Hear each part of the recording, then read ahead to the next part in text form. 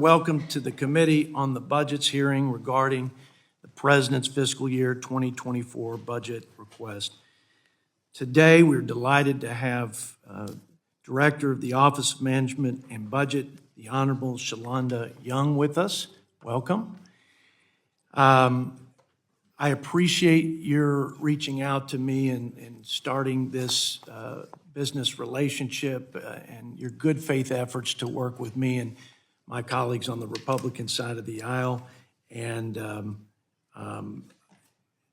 today we get the opportunity to unpack and understand the President's vision for this country, and as he says, the values and principles that he believes are best to guide our nation forward.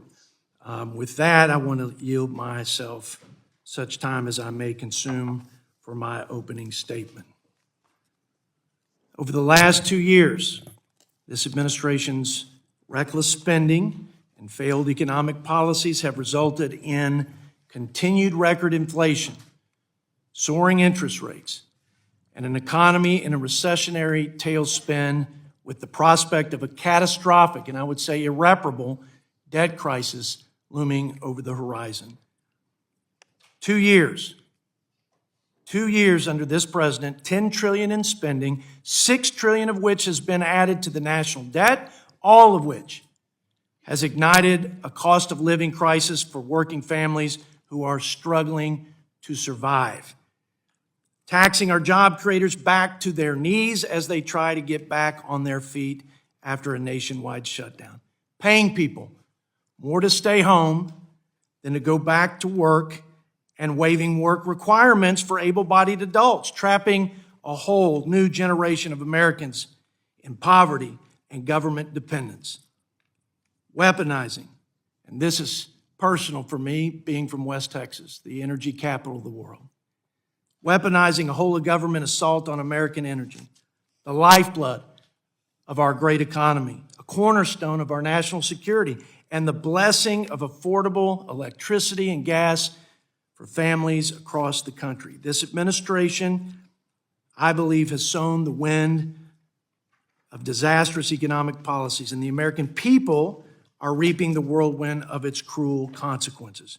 No one can look at our nation's balance sheet or CBO's economic outlook and not shudder to their core at the rapid deterioration of our nation's financial health and our unsustainable spending and debt trajectory. On March 9th, the President had the opportunity to recognize this sober and grim economic reality, reverse course, and show the American people that he understood the painful results of his failed policies. Instead, President Biden doubled down on his reckless spending, radical policies, and the woke and bloated bureaucracy that is bankrupting our nation. The President's budget proposes the highest sustained levels of taxes, spending, and deficits in the history of the United States. In the middle of a spending-induced inflation crisis that is crushing working Americans, the President's budget proposes $82 trillion in spending over 10 years, a spending per GDP that is 18% over the 50-year average and is the equivalent of $100,000 per family of four. $2.5 trillion in increase in the auto spend of mandatory spending. Nearly $100 billion in requests or proposals in discretionary spending year over year, a 6% increase over this year for FY24 in discretionary spending. As job creators try to get back on their feet and our economy plummets into a recession, CBO projects that the GDP growth for next year will be a meager 0.1%. As this happens to the greatest economy in the world and to our families and to our family-owned small businesses, the President levies $4.7 trillion in new taxes on virtually everyone. Small businesses will lose the 20% deduction tax hike.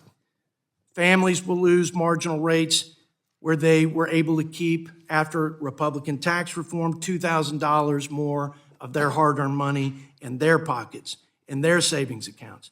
Tax hike. Doubling the death tax on farmers and ranchers who work hard to give us food security. They pay taxes, federal income, state income, property tax, sales tax. Now, twice the pain of this, what I believe is an unfair, un-American tax and the death tax. Nearly $40 billion in new taxes on American energy producers, which will only drive energy prices further up and penalize folks at the lower economic spectrum who are having a difficult time heating and this summer cooling their homes. And obviously, with energy independence, that will be jeopardized with more taxes passed on to consumers, and less investment, and less domestic energy production, and more dependence on foreign sources. And then finally, the highest rate of corporate taxes in the developed world. We will go back to having a higher corporate tax rate than communist China, so we can wave goodbye to America's competitiveness, say goodbye to the trillions that flowed back to our country, back to our manufacturing, creating more jobs and more opportunity and more prosperity, where all boats rose on the tide of the results of lower tax burden, lower regulatory burden when Republicans had control of Congress. By the way, when I say all boats rose on that tide, 6 million people were lifted out of poverty, the lowest poverty rate in the history.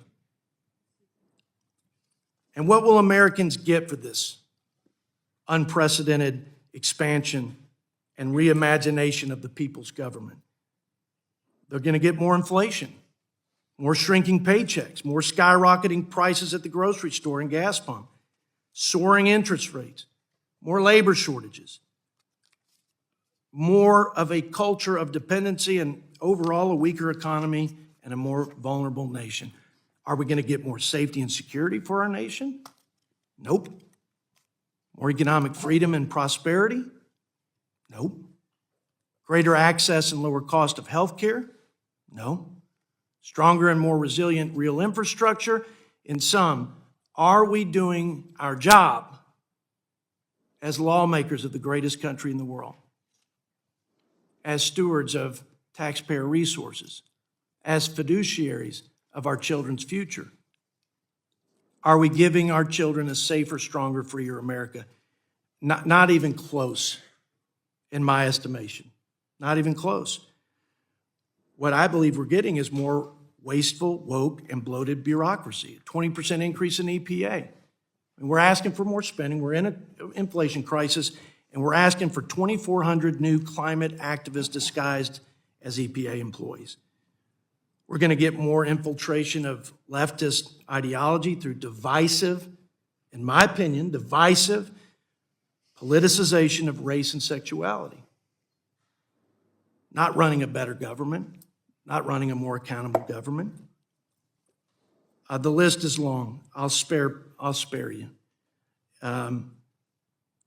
But I agree with the president, Madam Director. I agree that budgets aren't just numbers on a balance sheet.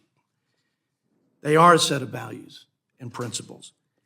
And based on the president's most recent budget, it's clear to me that he values, and this administration values, a bigger, more radical, and more powerful federal government over the freedom, safety, and economic security of his fellow Americans.